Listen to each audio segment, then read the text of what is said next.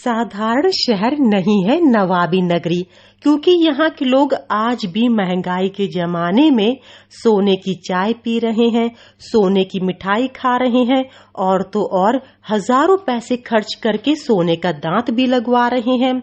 सोने का पान भी खूब खाया जा रहा है। क्या ये रईसी नहीं है? यही जानते हैं देश के जाने माने इतिहासकार डॉक्टर रवि भट्ट से। देखिए, आपने बिल्कुल सही बात कही है और इस बात को कब लोग जानते हैं जो आपने कही इस समय, कि लखनऊ की विशेषता ये है कि नवाबी युग आर्थिक रूप से अवध का स्वर्णिम युग था। यहाँ पर Lucknow was the richest city in India during the period of nawabs and ये किस हद तक ये रईस था कि it was not one of the richest, but Lucknow Bharat का सबसे रईस शहर हुआ करता था and it was richer than the presidency town of Bombay, presidency town of Calcutta and presidency town of Madras, इनसे भी रईस था। अब रईस होने का इसका रीज़न क्या था? तमाम अनेक कारणों के अलावा इसका बेसिक क्या था कि जो गैंजेटिक प्लेन्स हैं, यहाँ की लैंड बहुत फर्टाइल थी और लैंड फर्टाइल होने से यहाँ पर एग्रीकल्चर टैक्स बहुत ज़्यादा आता था, नंबर 1। नंबर 2, यहाँ पर क्या था कि 1764 जो यहाँ का अवध की हिस्ट्री का टर्निंग पॉइंट था, जबकि अवध के तीसरे शासक जो थे उनका नाम था नवाब शुजा-उद-दौला। तो Shuja-ud-Daula along with the Nawab of Bengal और दिल्ली के बादशाह, इन तीनों की कंबाइंड फोर्सेस ने 1764 के अंदर बैटल ऑफ बक्सर की लड़ाई अंग्रेज़ों के विरुद्ध लड़ी थी, जिसमें कि ये तीनों लोग बुरी तरीके से हार गए थे। हारने के बाद में नवाब ऑफ अवध का भी जैसा कि होता है वो राज अंग्रेज़ों के पास चला गया, लेकिन उसके बाद में अंग्रेज़ों ने उनको बहुत ही अपमानजनक शर्तों के ऊपर उनका राज वापस करा।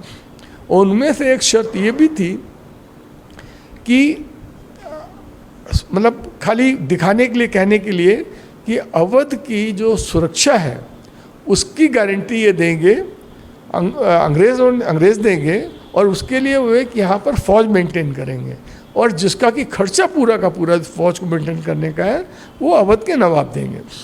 अब देखिए, मज़ेदार बात यहाँ पर ये होती है कि जब जो मध्यकालीन युग था, मिडवेल पीरियड जो था, मिडवेल पीरियड के अंदर कोई भी जो शासक होता था उसका 40% उसका जो टाइम और धन जो वेस्ट होता था खाली अपनी सीमाओं की सुरक्षा के लिए, अपनी बाउंड्रीज को डिफेंड करने के लिए।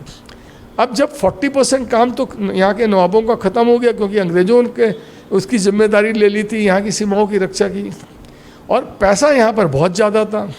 तो जब पैसा यहाँ पर बहुत ज़्यादा था तो उसका नतीजा ये निकला, जब आपके पास पैसा बहुत हो और आपके पास टाइम बहुत हो तो आप क्या करेंगे? तो ये यहाँ पर आर्ट एंड कल्चर के अंदर सारा इनका करना चाहिए, धन और समय जाने लगा। और इसके अलावा एक जो मज़ेदार बात हुई, तो वहाँ पर आर्ट एंड कल्चर में तो कितना पैसा खर्च होगा।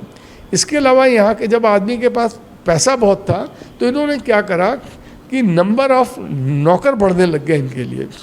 तो ये राजाओं के पास भी जो नंबर ऑफ नौकर तो बढ़े ही बढ़े, वही संस्कृत, वही कल्चर उनके नीचे वाले भी उनके नकल करने लगे। यानी कि उनके जो वज़ीर थे, वज़ीर के बाद और जो सामंत लोग थे, जमींदार थे, तालुकेदार थे, व्यापारी थे, इन लोगों ने सबने करना क्या शुरू करा कि नंबर ऑफ नौकर यहाँ पर बढ़ने लग गए। किसी के पास मतलब जैसे एक हुक्का भरने वाला, कहते हैं हुक्का भरने वाला एक है, चिलम भरने वाला एक है, रसोईया जो है वो बहुत स्पेशलिस्ट तरह तरह के रसोईया लोगों ने रखने शुरू कर दिए। तो इसकी वजह से यहाँ पर क्या हुआ कि लेट बैक एटीट्यूड, जिसे कहते हैं ना आराम तलबी, लखनऊ के समाज के नस-नस में समा गई। और वही आज आप भी देख सकते हैं, आज भी देख सकते हैं कि लखनऊ में आराम तलबी कितनी है। और विशेष करके मैं यहाँ बताना चाहूँगा कि यहाँ पर खाने में तरह तरह के एक्सपेरिमेंट होने लग गए और यहाँ के वो खाने के लिए में कितना पैसा खर्च होगा इसकी कोई परवाह ही नहीं करता था, क्योंकि पैसा बहुत था, कहीं तो खर्च होना ही है। जो सामंत लोग थे, अमीर लोग थे, तो इस वजह से यहाँ पर खान पान के ऊपर बहुत पैसा खर्च हुआ। लखनऊ से अंजलि सिंह राजपूत की रिपोर्ट, लोकल 18।